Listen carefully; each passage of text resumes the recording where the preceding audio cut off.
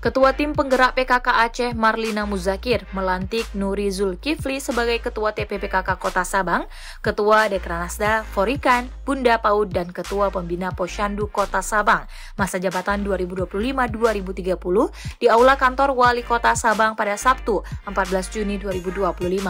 Keempat jabatan ketua tersebut merupakan jabatan ex officio bagi istri setiap kepala daerah.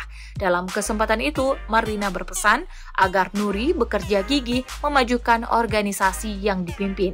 Ia mengatakan keempat organisasi itu memiliki peran penting bagi masyarakat. Lewat keempat organisasi ini, istri kepala daerah harus ikut serta mendukung program kerja pemerintah dalam mewujudkan kesejahteraan masyarakat, pungkas Marlina.